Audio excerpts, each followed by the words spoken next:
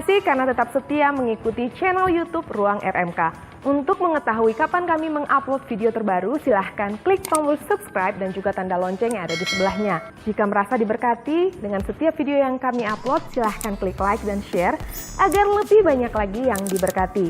Jika punya pertanyaan yang sangat pribadi, silahkan kirimkan melalui email ke renunganmotivasikristen@gmail.com. Terima kasih, Tuhan Yesus memberkati. Winning the crisis, memenangkan krisis. Berapa lama lagi Tuhan, aku berteriak tetapi tidak kau dengar, aku berseru kepadamu penindasan tetapi tidak kau tolong. Mengapa engkau memperlihatkan kepadaku kejahatan, sehingga aku memandang kelaliman, ya aniaya dan kekerasan ada di depan mataku, perbantahan dan pertikaian terjadi. Nah ini menarik kalau kita bicara Habakuk teman-teman ya, karena kenapa? Habakuk ini dalam dunia hermeneutika, cara menafsir Alkitab disebut sebagai Habakuk itu ayat atau kitab tentang nabi bingung, begitu ya. Nabinya bingung ya. Jadi agak lucu nih, nabinya bingung karena kenapa? Ngelihat Tuhannya, kok Tuhan itu aneh begitu ya. Anehnya kenapa? Karena pada hari ini, jadi kan dulu ada dua kerajaan ya, kerajaan Israel itu berarti yang sisi selatan, kalau yang Yehuda itu sisi utara. Nah yang Israel ini sudah kalah dengan kerajaan Samaria dan kemudian terakhir Yehuda. Nah Yehuda itu ada bait Allah.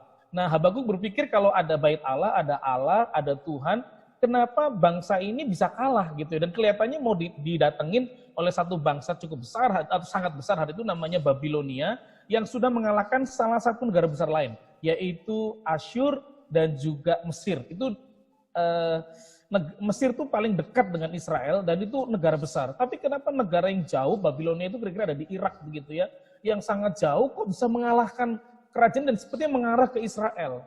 Dan sepertinya Nabi ini merasa marah gitu ya. Ini krisis. Krisisnya apa? Tuhan kok di mana? Ini kami ini lagi diserang, kami ini lagi didatangin, kami ini lagi teraniaya. Kok kayaknya Tuhan diam-diam dan bahkan Tuhan memakai bangsa ini sepertinya menganiaya umat pilihan. Jadi ini menarik ya, krisis teman-teman. Krisis dan multidimensi krisisnya.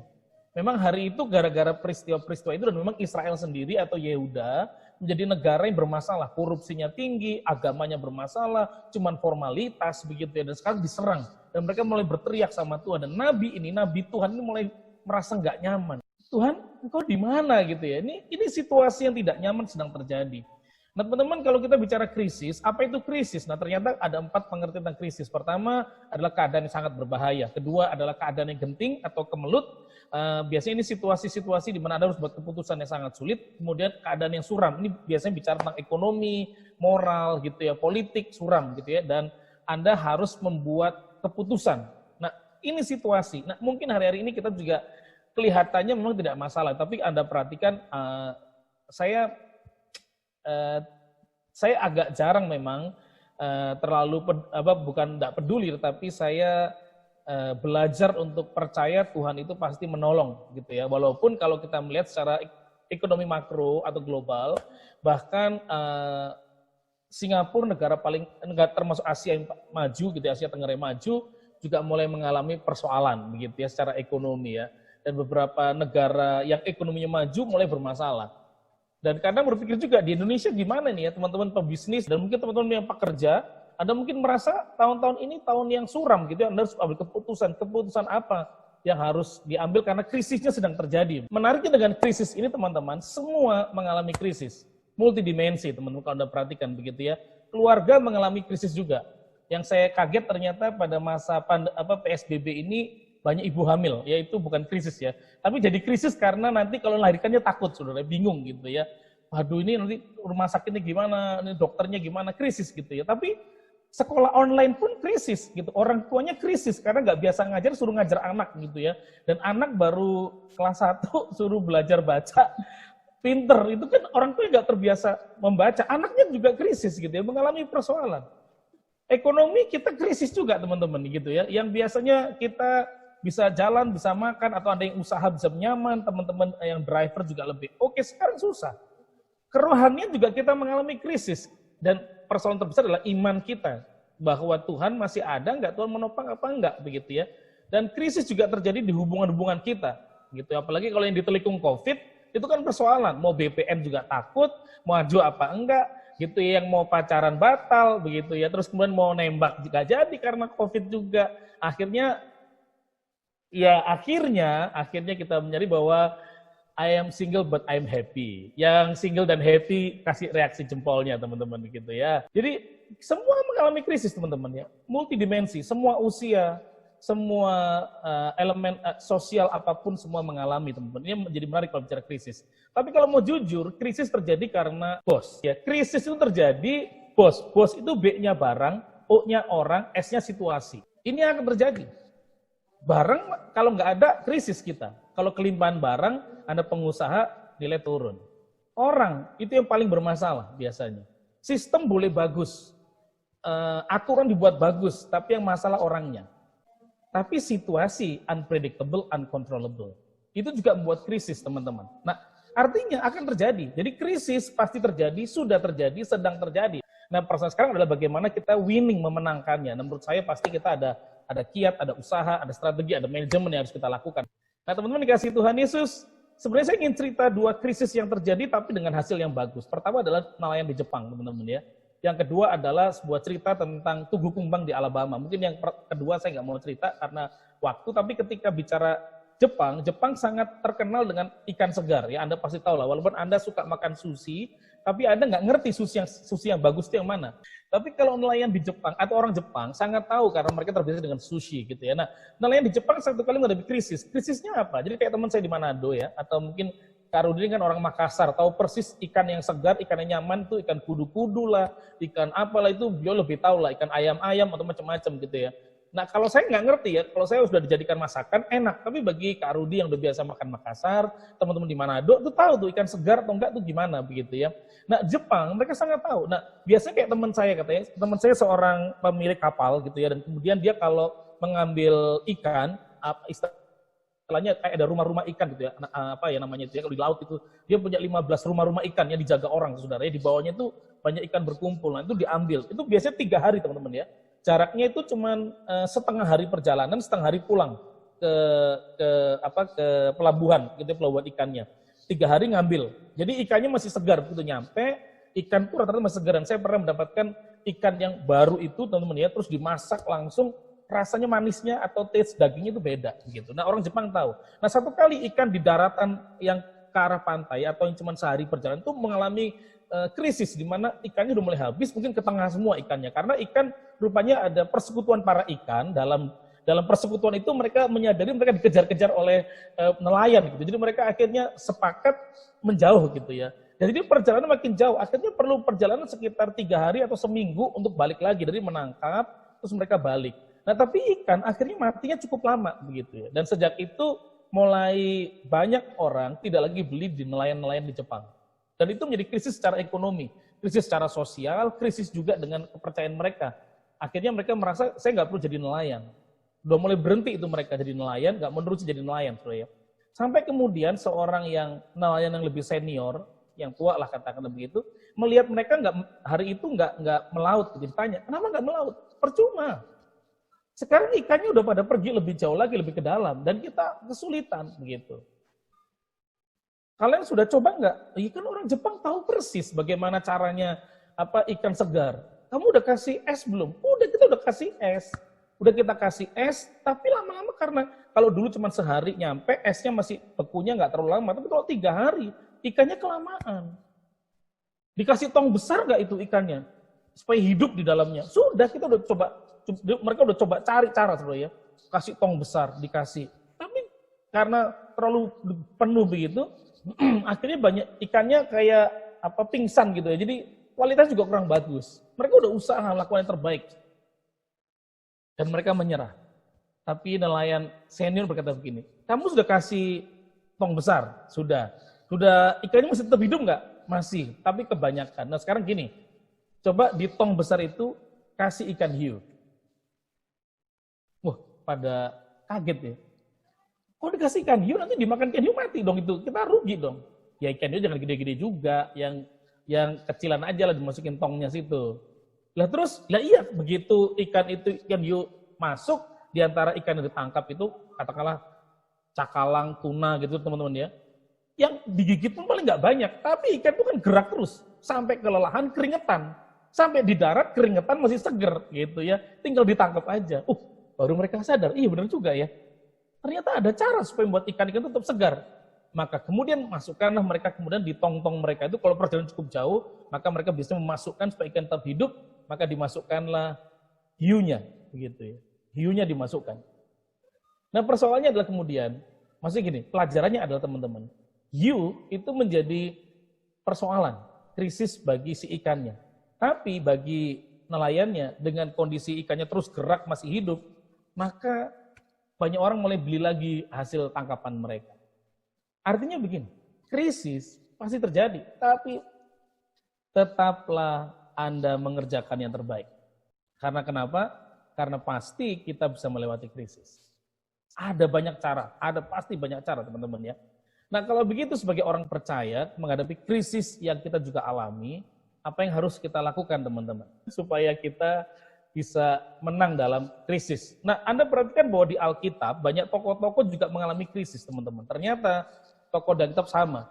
Abraham mengalami krisis sehingga akhirnya pergumulan tentang ekonomi, perjalanannya, tempat yang dituju juga nggak tahu. Yusuf juga mengalami krisis.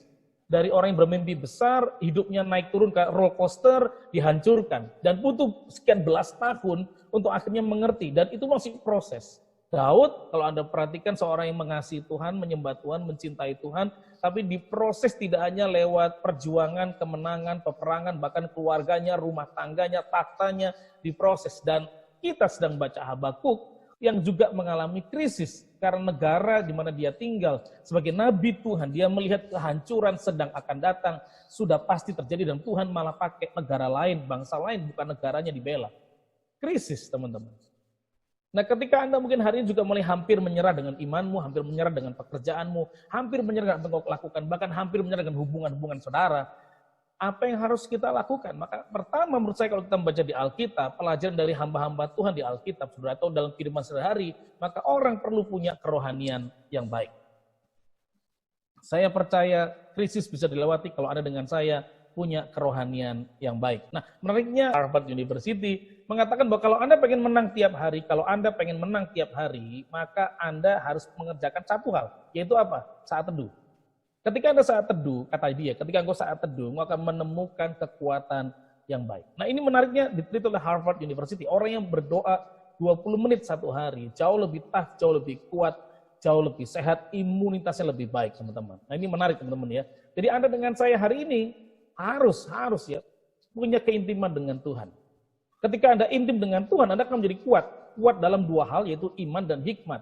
Karena doa membuat iman kita percaya, ada pengharapan, firman buat kita punya pengertian, punya hikmat yang baik. Tapi ketika Anda terus bersama dengan Tuhan, hasilnya juga ketika Anda punya iman, ada mujizat dan hikmat membuat Anda bisa berkarya dengan baik. Nah ini menarik penelitian dari Harvard University teman-teman ya. Jadi Anda dengan saya harus punya kerohanian yang baik. Itulah kenapa kemudian Habakuk 2 ayat 4 menceritakan dengan kuat, sesungguhnya orang yang membusungkan dada tidak lurus hatinya karena sombong. Orang sombong hatinya congkak, hatinya nggak baik. Tapi orang yang benar, orang yang percaya, itu akan hidup oleh imannya, oleh percayanya. Kenapa? Karena Allah pasti turut bekerja mendatangkan kebaikan. Orang benar hidup oleh iman percayanya, teman-teman. Yang berikutnya lagi, apa yang harus dilakukan untuk kita mengatasi, memenangkan krisis begitu ya. Maka menurut saya adalah perlu karakter yang baik, teman-teman. Perlu karakter yang baik. Ada 4 faktor penentu orang sukses kalau bicara pribadi. Pertama adalah kecerdasan. Kecerdasan kan. Tapi yang kedua adalah karena pengetahuan. Ada cerdas tanpa pengetahuan juga dibodoh-bodohin orang. Teman-teman punya pengetahuan lebih. Gak cuman bacanya cuman berita tentang COVID lah, atau tentang artis mana yang lagi ketangkep lah, lagi gosip yang mana. Enggak, kita harus tambahkan pengetahuan gitu ya. Harus tambah pengetahuan. Tapi juga ternyata pengetahuan cukup nggak? Enggak, kita perlu yang namanya keterampilan. Itulah kenapa kalau Anda perhatikan Presiden Donald Trump kemudian akan memberikan kesempatan gitu ya. Ini menariknya. Kalau Anda dulu waktu Kanada atau tahun 2008 ketika krisis gagal bayar di Yunani, teman-teman, dan kemudian merebak seluruh dunia begitu ya. Maka teman-teman yang di Kanada bilang begini ke teman-teman kita di Indonesia, wah kalian di Indonesia enak lah. Loh enak kenapa? Oh, kalau kami di Kanada, walaupun kami punya keterampilan memasak, kami nggak boleh kemudian bikin restoran. Karena kenapa? Kami harus ada kuliahnya, harus ada license-nya, harus kemudian baru dari junior dulu baru bikin rumah makan gitu ya. Ada proses. Sementara kalau kalian di Indonesia, enak kalian tuh. Loh, kenapa enaknya? Begitu kalian di PHK, duit udah nggak ada, tinggal ambil peluit. Prit, kiri mas, kiri, prit, kanan, maju dikit, prit, dapat duit begitu ya. Punya duit sedikit, habis PHK, terus kemudian ditambahkan akhirnya di depan rumah bikin lapak. Gampang, kami nggak bisa. Itu kenapa Donald Trump kemudian memberikan ke depan katanya ya, orang kalau terampil boleh buka usaha. Tanpa tunggu harus sekolah dulu katanya. Dan itulah Pak Nadiem Makarim juga akhirnya mendorong orang untuk punya keterampilan. Cerdas, pengetahuan, terampil. Ada terampil, hebat, ada orang lebih pintar dari saudara. Tapi kalau yang terakhir tidak punya, itu bahaya, namanya karakter.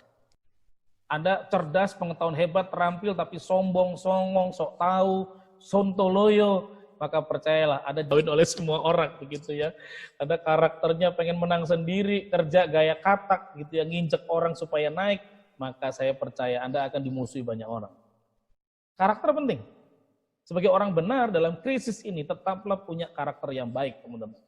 Nah, persoalannya ketika bicara karakter tidak didoakan, tapi karakter itu dibentuk, teman-teman. Dimulai dari apa yang kita pikirkan, kemudian menjadi attitude atau sikap kita.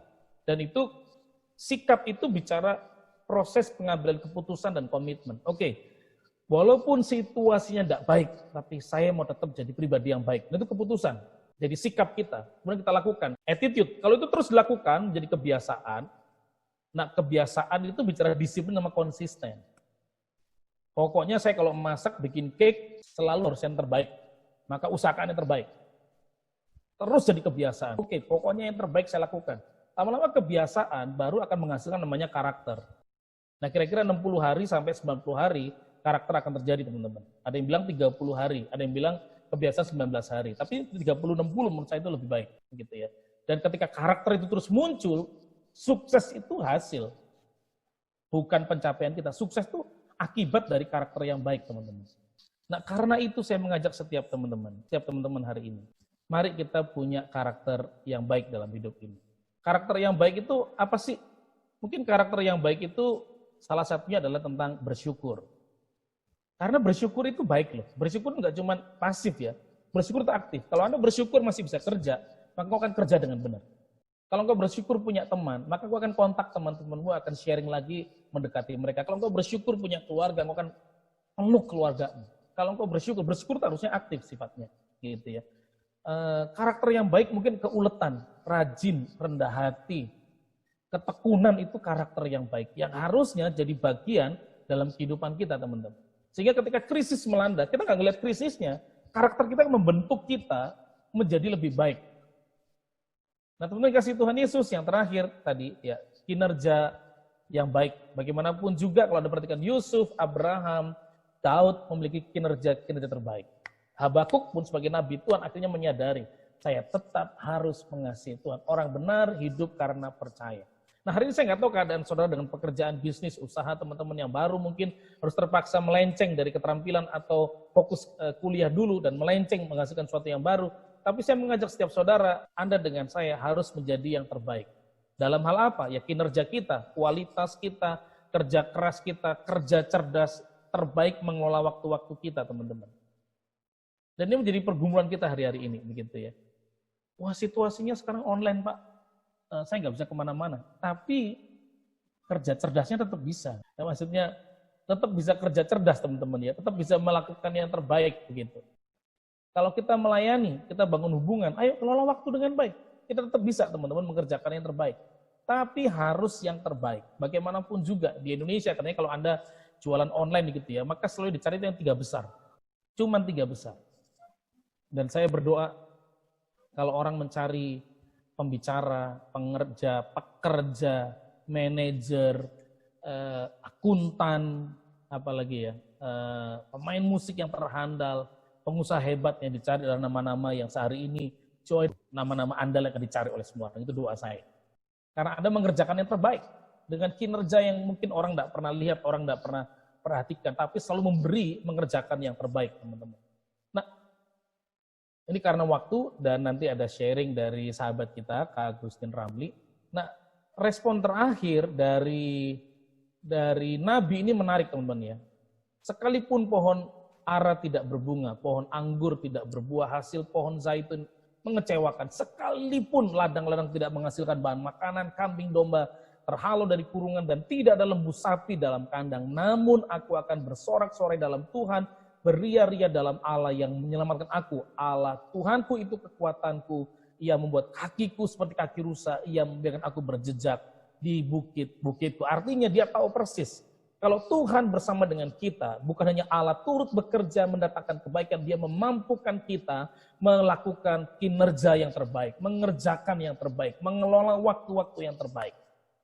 Jadi saya percaya teman-teman akan jadi pribadi yang terbaik. Karakter-karakter terbaik muncul di sini teman-teman ya. Dan yang terakhir, kalau Anda lupa sharing saya hari ini, kita bicara cuma K3 aja teman-teman ya. K3 itu keselamatan kerja teman-teman ya. Jadi kalau kerjanya mau bagus, harus K3 ya. K3-nya pasti adalah kerohanian, karakter, kinerja yang baik teman-teman. Nah, 2 hari ini saya sedang menikmati 2 kisah nenek yang luar biasa saudara ya, di masa tuanya. Saya percaya itu bicara karakter, kinerja, kerohanian itu semua 3-nya. Walaupun yang satu beda iman gitu ya, tapi itu bagus ya. Ada seorang penyapu jalanan begitu ya, tapi juga kemudian jual kayak jualan ada lapak kecil gitu di satu desa, satu daerah. Dan nenek ini sudah 15 tahun nabung soalnya. Nabung buat apa? Buat ikut kurban tahun ini, yaitu sapi dan 1 ekor kambing. Nah sapi itu cukup mahal sebenarnya. Saya nggak tahu tergantung sapinya. Kalau sapi limosin ya ratusan juta katanya begitu ya, sapi limosin dulu ya. Tapi nenek ini dari kerja yang cuma penyapu jalanan, tapi juga kemudian dia ada jual-jual kecil di sekolah gitu, di depan sekolah. Tapi dia 15 tahun nabung, hanya untuk apa? Memberi yang terbaik. Berarti secara kerohanian orang luar biasa. Melakukan yang terbaik, walaupun kalau kita lihat gajimu nggak terbaik. Tetapi Anda perhatikan dia belajar. Tapi yang kedua yang menarik buat saya adalah kesaksian teman saya di Toraja. Nenek ini ketemu gembala teman saya dan dia cerita dalam cerita dia bilang begini, nenek ini sebenarnya secara keuangan sangat sederhana begitu ya, usahanya juga sederhana. Tapi tiap kali ketemu beberapa minggu dia selalu menggenggam uang gitu ya, dirapikan terus ditempel ke tangan gembalanya. Dan dia bilang gini, Pak Gembala, mohon maaf, tolong diterima ini perpuluhan saya. Saya mau mengembalikan jadi milik Tuhan. Teman saya nggak tega sebenarnya gitu. Nggak apa-apa, nenek pakai aja dulu. Enggak. Saya takut berdosa, takut berhutang. Saya mau mengembalikan apa yang jadi milik Tuhan. Artinya dia punya karakter yang baik. Kerohanian yang baik menghasilkan karakter yang baik. Dan pasti ada kinerja yang terbaik. Dan saya berdoa yang join malam hari ini, Anda adalah pribadi-pribadi yang bisa memenangkan krisis. Ketika harus mengambil keputusan terbaik, ketika menghadapi situasi yang genting, suram secara ekonomi atau keadaan hubungan, tapi kerohanianmu tetap kuat, karaktermu terjaga dengan baik, dan kinerja Anda tidak akan pernah turun. Maka saya percaya hasil yang terbaik. Pada akhirnya katanya begini ya, pada akhirnya hasil itu tidak membohongi kinerja, kerja keras. Dan saya berdoa setiap saudara memenangkan krisis ini. Sampai kemudian kita berkata, sampai saat ini, Ebenezer ya, sampai sekarang pun Tuhan tetap menolong saya. Tuhan beserta dengan saya. Allah turut bekerja mendatangkan kebaikan. Semoga kita semua dalam keadaan sehat, kita semua dalam keadaan yang semangat, meskipun keadaan bisa dikatakan cukup berat, dalam keadaan krisis, tapi kita tetap semangat. Teman-teman, kalau aku kondisinya sama aja. Sebenarnya tidak terkecuali di pekerjaan aku di entertainment dan broadcast itu juga sama. Terimpact karena event-event itu banyak yang cancel. Jadi tiba-tiba pas bulan Maret banyak banget kayak telepon satu persatu kerjaan cancel. Terus kelas public speaking cancel juga gitu ya. Dan begitu pula di TV itu banyak sekali produksi-produksi atau program TV yang diberhentiin. Jadi aku pun bersama teman-teman tuh merasakan impact-nya. Jadi dibilang kaget ya kaget. Gimana tiba-tiba jobnya pada hilang gitu ya. Tapi apakah kita nyerah? Dan selama perjalanan aku ngalamin pandemi, kita sama-sama ini udah mulai dari Maret, kurang lebih kita udah masuk bulan ke-4-5 ya, bisa dibilang kayak gitu. Bersyukurnya kalau nggak menyerah, aku nggak menyerah sama keadaan, karena aku yakin dan percaya bahwa Tuhan itu kasih kita kekuatan, kasih kita sukacita, dan Tuhan juga kasih kita kreativitas. Karena kita itu diciptakan begitu indah, Tuhan menciptakan kita dengan sebuah tujuan, jadi bukan dengan keadaan kita menyerah begitu aja, karena Tuhan sudah memberikan kita akal budi, hikmat, ada kekuatan, dan setiap orang yang dilahirkan di dunia ini sudah ada tujuannya yang Tuhan ciptakan buat kita. Jadi kondisi ini bukan membuat rencana Tuhan atas hidup kita gagal, tetapi adalah proses-proses yang memang harus kita jalani supaya kita seperti besi menjadikan besi, supaya kita semakin kuat dan semakin dipertajam sehingga karakter-karakter kita bisa keluar yang terbaik. Nah, tapi kan dalam kenyataannya berbeda-beda ya teman-teman ya. Ada yang menyerah, ada yang nggak bisa terima kenyataan bahwa dunia ini ada COVID, bahkan ada yang bilang, wah ini cuma isu, mungkin teman-teman juga tahu lah ya, sekarang di sosial media juga rame gitu. Ada yang bilang, ya mau gimana lagi gitu ya, tapi ya pasrah aja gitu. Tapi juga ada orang yang, wah ini kita harus bisa lahir jadi pemenang. Di saat ini kita anak Tuhan, adalah saatnya kita lahir, tunjukin bahwa kita ini bisa jadi berkat. Ada 3 zone yang selalu aku ingat, dan ini mengingatkan aku diri sendiriku juga, yaitu ada fear zone, ada learning zone, ada find purpose. Nah, fear zone itu orang yang selalu ketakutan gitu ya, sampai saat ini juga udah berapa bulan tetap masih ketakutan, tapi ada orang juga yang mulai bisa bersahabat dengan si COVID ini, dan dengan hikmat dan hati-hati mulai bersahabat, karena kan harus kerja, nggak mungkin juga kalau kita udah ada pekerjaan tapi kita ngumpet terus di rumah gitu ya, karena ya balik lagi kita juga butuh hidup, kita juga kita butuh asupan gitu kan untuk keluarga kita.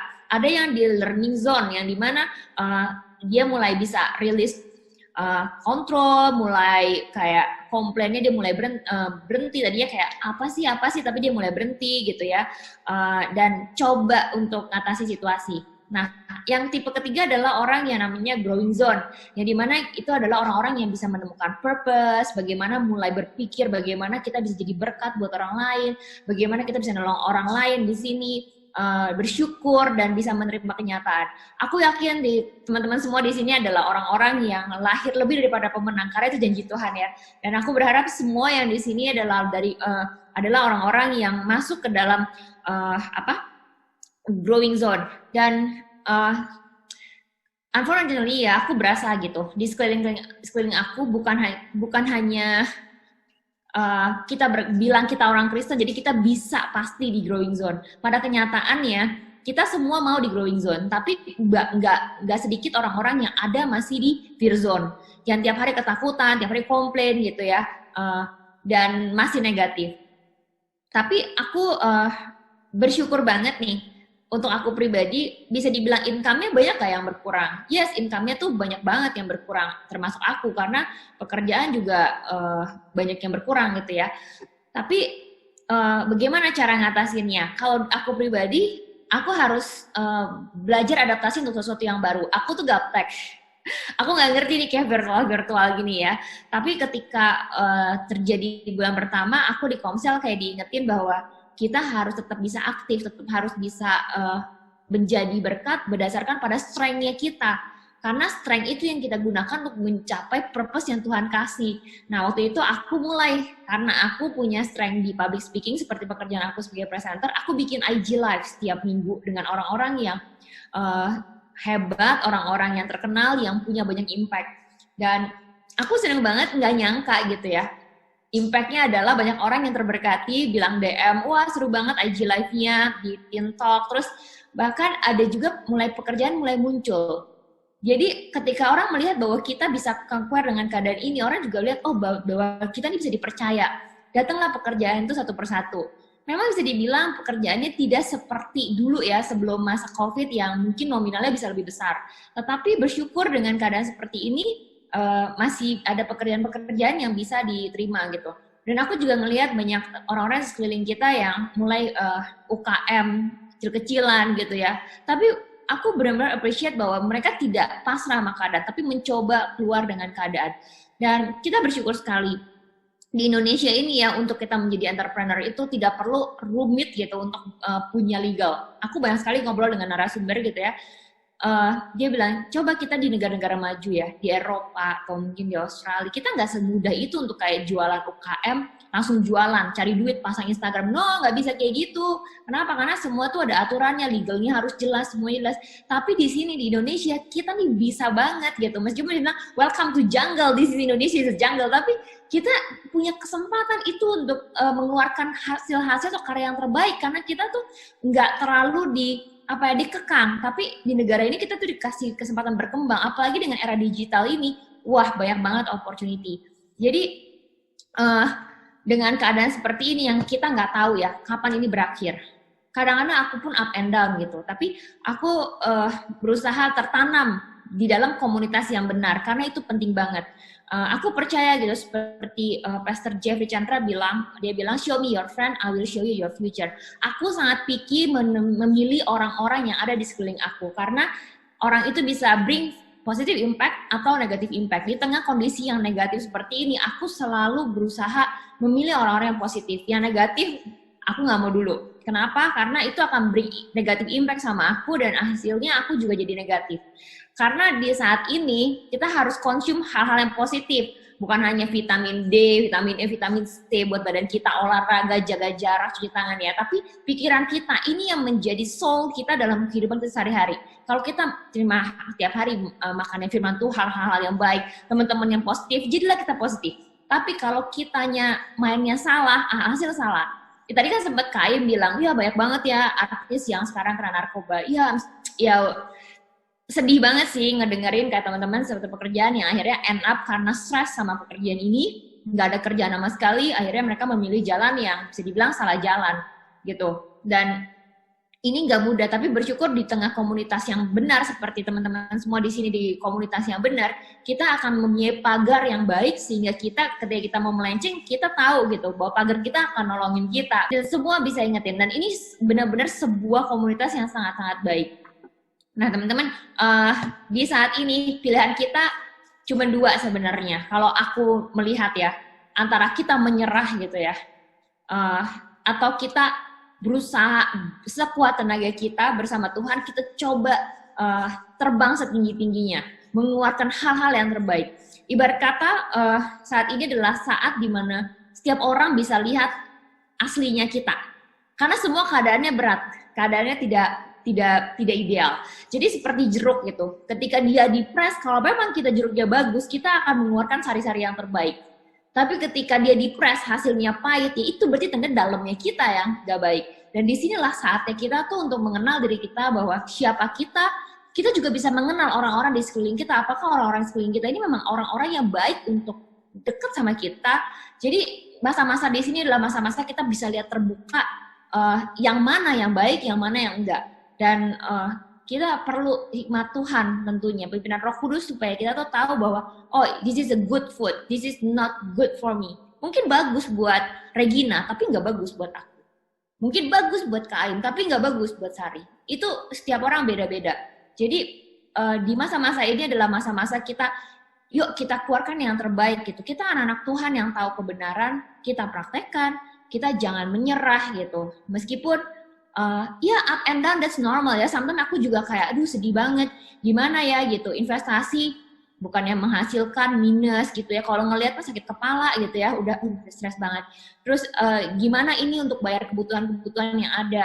Ya, tapi kalau kita mikirin yang begitu terus, lama-lama kita drop. Hasil kita sakit. Kalau kita udah sakit, kena COVID, kita lebih susah lagi kan. Bukan kita doang, tapi keluarga semua suka. Tapi kalau kita hatinya sukacita, kita happy, itu kan adalah obat. Bener nggak nih? Mas Evan sebagai dokter pasti lebih ngerti dari aku ya. Aku cuma tahu bahwa hati yang gembira itu akan membuat kita tuh jauh lebih sehat.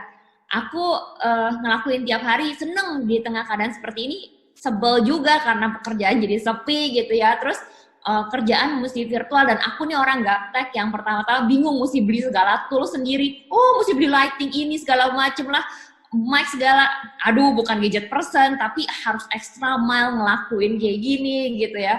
Biasanya udah kalau di TV kan segala sesuatu udah di setup, aku tinggal present aja. Kalau sekarang toolsnya mesti sendiri, karena nggak mungkin lah ajak orang masuk ke rumah segala macam, agak-agak parno gitu ya. Kayaknya serba salah, meskipun sekarang aku udah mulai keluar, mau nggak mau aku harus bekerja juga gitu. Hal-hal yang penting ya aku harus keluar. Tapi in this season ya aku juga grateful. Aku bisa banyak spend time waktu sama mamaku yang kita sama-sama sibuk. Terus bisa keep in touch sama orang-orang lama yang nggak pernah kita say hi gitu. Jadi banyak hal-hal baik. Dan aku percaya bahwa di setiap krisis tuh pasti ada orang yang menerima kebaikan dari krisis. Jadi nggak semuanya buruk karena pasti ada yang di atas, ada yang di bawah, dan dia pasti berputar gitu. Jadi kalau kita memang bisa bersyukur, kita bisa kita katakan cukup pada diri kita bisa jadi berkat bagi banyak orang. Hidup kita akan jadi lebih nyaman, lebih enak, nggak self pity yang tiap hari, aduh kok kita begini ya, aduh kita begini. Bisa banget, aku juga bisa tulis 1000 list kenapa aku nggak happy gitu. Tapi I decided to put on my list that I'm grateful for this thing. Jadi itu yang membuat aku punya tenaga untuk menjalani hari-hari, karena Tuhan udah janji sama kita. Janjinya dia iya dan amin, dan don't lose your hope. Karena hidup kita ini nomor satu adalah hope yang Tuhan taruh dalam hidup kita, bahwa kita percaya sama Dia. Nah, teman-teman, mungkin ini yang aku bisa sharing. Tapi sebelum aku tutup sharingnya, aku pengen kita sama-sama nonton satu video. Mungkin minta tolong Regina boleh share. Ini sebuah video yang sangat menginspirasi aku, di mana tiap hari aku berusaha untuk mengubah pola pikir aku yang lama dengan firman Tuhan, dengan value yang baik, sehingga aku punya pola pikir yang baru. Karena kalau pola pikirnya masih yang lama, anggur yang baru nggak bisa masuk. Jadi kita harus punya pola pikir yang baru sehingga terisi dengan baik. Dan di video ini, aku banyak banget belajar dari hewan ini, karena pilihannya adalah mati atau nggak kita berkembang jadi besar, tapi it's painful. Nggak ada segala sesuatu itu yang kita mau dapetin hasilnya, tapi kita tuh tanpa ada proses. Nggak ada orang yang punya body goal yang oke banget, yang sehat banget, nggak pernah latihan. That's impossible. Itu painful, karena harus bayar harga, bangun pagi, harus bergerak. Aku dulu suka lari, yoga, aku nggak suka goes. Tapi karena tiba-tiba teman aku pindah goes, so I have to wake up very early, karena aku nggak mau hitam.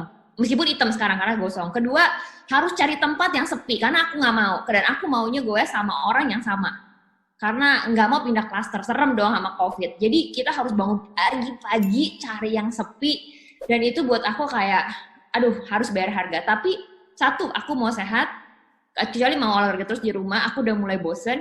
Kedua, aku pengen naikin endurance aku, so I have to. It's painful, yes it's painful. Karena tidurnya harus cepet, bangunnya pagi-pagi, secara aku suka tidur malam gitu ya.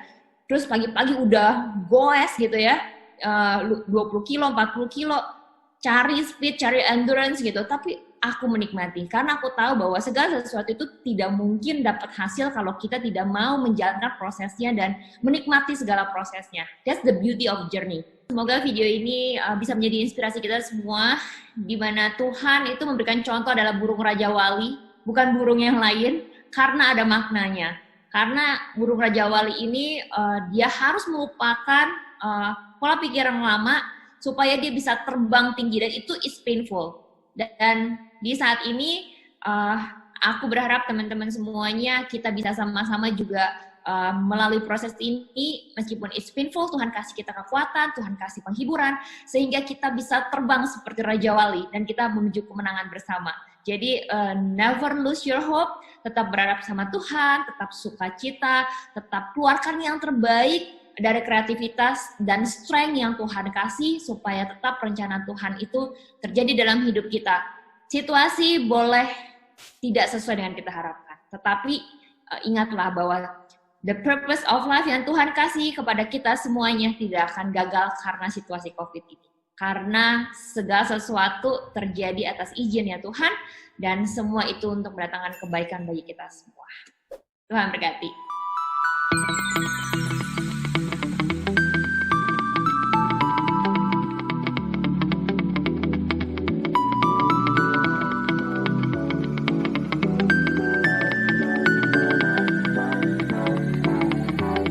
Jadi memang kalau secara umum nih mungkin kalau teman-teman psikologi mungkin jawabannya akan lebih lebih disiplin ilmu begitu ya, lebih akademis. Tapi kira-kira begini teman-teman, kira-kira begini ya. Jadi memang ada krisis yang tadi 25 tahun lah usia itu yang disebutkan oleh pertanyaan tadi, tentu bicara usia 25 tahun dan 50 tahun midlife itu ya. Memang ada sih hal-hal yang ditengarai gitu ya. Jadi kan biasanya kesimpulan tuh muncul karena banyaknya peristiwa yang sama begitu. Jadi kalau yang 20, 30 itu golden age, rata-rata biasanya begitu ya. Kalau 15 sampai 18 atau 20 itu biasanya pencarian jati diri, tapi biasanya ada krisis 20-an di mana mencari yang terbaik dalam dirinya, mengerjakan yang terbaik, hubungan-hubungannya. Nah, itu yang kemudian disebut sebagai, seingat saya gitu, menjadi quarter life crisis begitu ya. Pencapaian itu kan 20-30 tuh masa golden age begitu ya, masa-masa emasnya dia harus capek terbaik apa enggak. Tapi memang sekali lagi tadi itu ya, tadi Kak Agustin sudah ngomong tentang kalau penelitian sekarang kan bicara begini ya, 5 tahun dari sekarang Anda jadi apa tergantung dari dua. Satu, dengan siapa Anda bergaul, kedua, buku apa yang Anda baca. Itu akan mempengaruhi siapa Anda. Nah, 20-30 karena itu masa-masa pencapaian achievement. Nah, kalau dia nggak mencapai jadi persoalan, karena selalu perbandingan dengan teman, dengan semuanya. Nah, kalau yang mid, ini cepet ya, supaya nanti Kak Agustin jawab. Mid, kalau yang mid contohnya begini ya, karena kan orang bilang life begin at 40 ke atas gitu ya. Tapi kalau midlife itu ada macam-macam sih persoalannya. Salah satunya rumah tangga misalnya. Saya pernah diberitahu teman saya itu istrinya baru umur 50 atau 51. Dan do you know, katanya, kamu tahu nggak sih bahwa kamu kan belum pernah ngalamin istri kamu usia 50 tahun, bagaimana lelahnya menghadapi istri usia 50 tahun dengan menopause, dengan ini itu. Nah itu persoalan, saya belum mikir ya, belum mengalami gitu ya. Tapi ada situasi nggak di midlife nanti? Ada gitu ya. Masa di mana bukan seperti kalau mau pakai istilah Raja Wali oke, begitu, tapi bukan hanya itu sih persoalannya, karena itu kemudian bicara persoalan generasi, bicara masalah hubungan rumah tangga, bicara masalah karir, ada nggak? Oh iya, jelas ada. Karena kan orang akan berhubungan terus bicara pencapaian ke depan. Tapi kan saya senang ketika teman-teman psikolog bilang gini ya, kenapa kita jengkel, kenapa kita marah? Karena biasanya yang ideal, yang kita harapkan nggak terjadi. Makanya kita jengkel, kita marah. Nah usia 50 kan pasti ada sudah semacam achievement, pencapaian dalam hidup kita. Tapi kalau belum gimana ya? Kalau toh sudah, mesti mencapai apa lagi? Loh, orang kan nggak pernah puas, itu persoalannya. Jadi ada hal-hal yang terus dicapai yang orang mungkin akan merasa kurang dalam hidupnya. Nah ketika bicara quarter life crisis gitu ya, ternyata tidak seperti yang terjadi gitu ya, atau mungkin situasinya tidak seperti yang diharapkan. Kok rasanya malah nggak mengerti diriku ya, waktu kuliah dulu sama kerja sekarang kok kayaknya beda begitu ya. Nah pengalaman-pengalaman ini yang kemudian menjadi persoalan, biasanya di finansial, relasi, ada karir lah, atau ada nilai, value yang berubah begitu ya. Tapi kalau yang sekali lagi, kalau bicara tentang midlife, nah di sana menurut saya masalahnya jauh lebih jelas gitu ya, yaitu hubungan rumah tangga mungkin yang jadi persoalan begitu ya. Terus kemudian pencapaiannya dia begitu. Walaupun seharusnya kalau sisi kerohanian harusnya lebih baik gitu ya, lebih mapan karena sudah mengalami usia yang lebih panjang, harusnya pengalaman-pengalaman rohaninya, kedewasaannya lebih baik. Tetapi ada nggak orang-orang yang masih mengalami apa istilahnya ya, gagal dewasa gitu ya, gagal kayak tadi saya bilang, kalau teman-teman psikolog tuh bilang begini, orang menjadi marah itu karena dia merasa tidak menemukan yang ideal. Jangan-jangan sampai usia 50 tahun, yang ideal yang dia miliki, yang dia rasakan, dia nggak bisa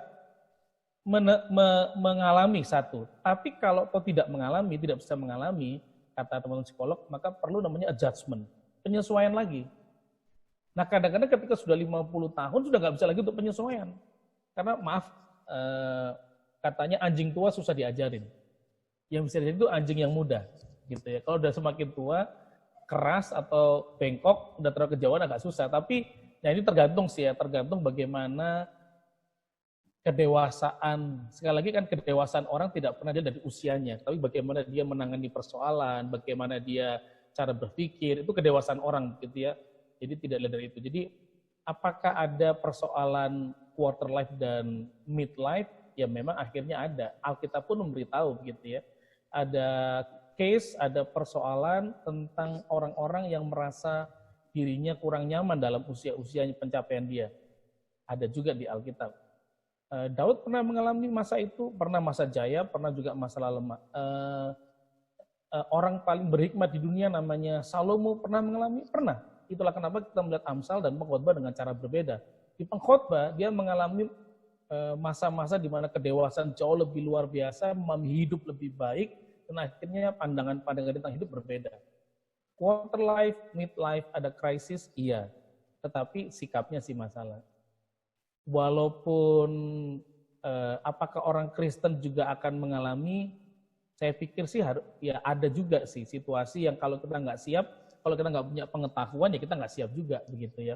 Tapi ketika teman saya tadi bilang yang istrinya usia 50 tahun, terus dia ngomong ke saya begitu, at least saya punya pengetahuan kalau nanti midlife ternyata ada persoalan yang saya hadapi. Khususnya dalam hubungan saya dengan pasangan misalnya gitu ya, atau mungkin karir gitu ya. Kalau tadi Kak Agustin bilang artis atau seni semuanya drop gitu ya, nggak cuma Kak Agustin, pendeta juga drop Kak jadwalnya ya, habis semua jadwalnya pendeta ya. Yang harusnya khotbah di Makassar pun saya dibatalin akhirnya begitu ya. Khotbah di Surabaya, di Malaysia lah, semua dibatalin begitu ya, drop. Tapi memang kita harus adaptasi dengan situasi begitu ya. Midlife, ya saya setuju ada lah itu krisis itu, dan midlife, iya ternyata ada krisis karena saya pernah dengar dari sahabat saya ini, pendeta yang lebih senior dari saya secara usia, betul ada krisis, tapi tidak hanya bicara kerjaan ya, tergantung ya, krisisnya tiap orang akan berbeda-beda begitu ya, tapi pasti karir, kalau sudah semakin dewasa ya, persoalannya cuma karir, zona nyaman, atau status dia, atau akan terus berusaha lebih baik, hubungan-hubungan dia, keluarganya kayak gitu. Terima kasih sudah menyaksikan video episode kali ini. Jika merasa diberkati, silahkan klik like dan share agar lebih banyak lagi orang yang diberkati. Jangan lupa klik subscribe dan juga tanda lonceng yang ada di sebelahnya agar bisa tahu kapan kami mengupload video terbaru. Jika memiliki pertanyaan yang sangat pribadi, silahkan menghubungi kami melalui email di renunganmotivasikristen@gmail.com. Sekali lagi terima kasih, Tuhan Yesus memberkati.